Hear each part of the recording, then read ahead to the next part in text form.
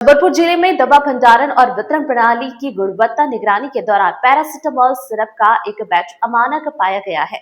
इस मामले के सामने आने के बाद स्वास्थ्य विभाग में हड़कंप मच गया है। चिकित्सा एवं स्वास्थ्य अधिकारी डॉक्टर नवीन कोठारी ने बताया कि यह खामी दवा की भौतिक गुणवत्ता से संबंधित है, न कि उसके रासायनिक घटक या प्रभाव से। शासन द्वारा प्रतिमाह दवाओं के रैंडम सैंपल लेकर उन्हें NABL प्रमाणित प्रयोगशाला में जांच के लिए भेजा जाता है। दवा की आपूर्ति से पहले उनकी रिपोर्ट के आधार पर ही उपयोग सुनिश्चित किया जाता है। अधिकारियों के अनुसार अमानक पाए गए बैच में क्लब्स यानी क्रिस्टल का जमाव मिला है। विशेषज्ञों का कहना है कि पैरासिटामोल सिरप में कभी कभी चाशनी जैसे घोल में क्रिस्टल जमा हो जाते हैं, जिसे क्लम्पिंग कहा जाता है। इसी कारण इस बैच को अमानक घोषित किया गया है। स्वास्थ्य विभाग ने स्पष्ट किया कि दवा का ड्रग कंटेंट या उसकी प्रभावशीलता में कोई कमी नहीं पाई गई है। समस्या केवल उसकी भौतिक गुणवत्ता से जुड़ी है। बताया जा रहा है कि इस दवा का सैंपल वर्ष 2024 में जांच के लिए भेजा गया था, जिसकी रिपोर्ट अब प्राप्त हुई है। इस बीच दवा बच्चों को वितरित भी की जा चुकी थी। अब सवाल यह उठ रहा है कि यदि इससे किसी बच्चे को नुकसान हुआ होगा तो इसकी जिम्मेदारी किसकी होगी। फिलहाल स्वास्थ्य विभाग ने संबंधित बैच को जिन स्थानों पर वितरित किया गया था वहां से उसे वापस मंगाने के निर्देश जारी कर दिए हैं।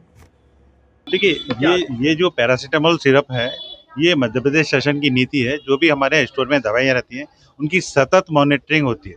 सतत मॉनिटरिंग का मतलब है हर माह 5 कोई भी रैंडम सैंपल हमारे दवाइयाँ ले लेते हैं और उसको फिर हम जांच के लिए भेजते हैं। ऐसा नहीं है कि और ये जो दवाइयाँ, ये सारी दवाइयाँ ऐसी होती हैं, जब भी आती हैं तो उनका NABL की रिपोर्टिंग होती है और NABL की रिपोर्टिंग के आधार पर ये दवाइयाँ मरीजों को दी जाती हैं। लेकिन सिर्फ ऐसा ही नहीं है कि एक ही जांच के आधार पर हमारे यहाँ एक मॉनिटरिंग का सिस्टम नहीं है। हमारे यहाँ सतत मॉनिटरिंग का सिस्टम है।